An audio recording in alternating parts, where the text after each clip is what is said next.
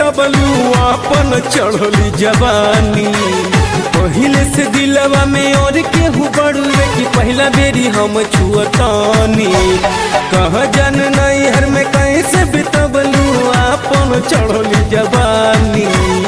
पहिले से दिलवा में और केहू बड़ुए कि पहला बेरी हम छुअतानी। घूंघटा उठा के कोरा में दबा के दोनों गल चुमल पिया। लाज के बात बताई कैसे का कहे जो तुमने कुंवर में किया क्या? वो हमने कुंवर में किया। अच्छा? जो तुमने कुंवर में किया वो हमने कुंवर में किया।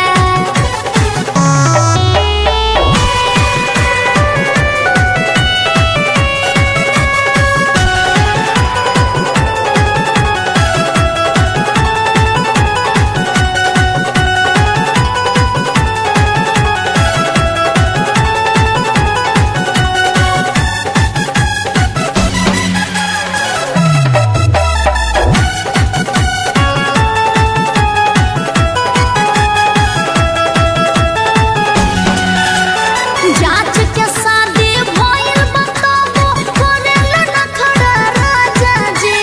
पूछल बहक अब काटे के बड़ुए जिंदगी तोहरे पाजा जी। अरे काहे सीरियस में बानी? जिंदगी के न सवाल है। जांच के शादी भइल बताबो करेला नखरा राजा जी। पूछल बहक अब काटे के बड़ुए जिंदगी तोहरे पाजा जी। बारह बजे ऐसे रात कटी कैसे धक धक करेला जिया। लाज के बात बताई कैसे का कहे जो तुमने कुंवर में किया वो हमने कुंवर में किया। जो तुमने कुंवर में किया वो हमने कुंवर में किया।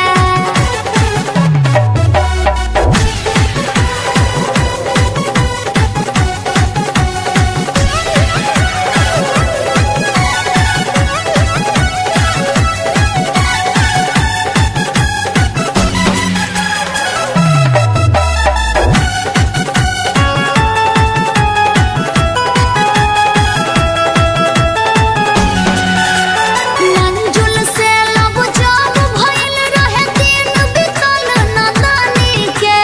खेल अजब अमजद संग खेललू बात के तोरा मानी के। सुनी ना का? मंजुल से जब लब भइल रहे दिन बितल नदानी के। खेल अजब मनीष संग खेललू बात के तोरा मानी के। एक बेरी गल पापुरा के तल पा चुमाया गो कुंदन लिया। लाज के बात बताई कैसे का कहे जो तुमने कुंवर में किया क्या? वो हमने कुंवर में किया। अच्छा? जो तुमने कुंवर में किया क्या? वो हमने कुंवर में किया। अच्छा? ब्रजेश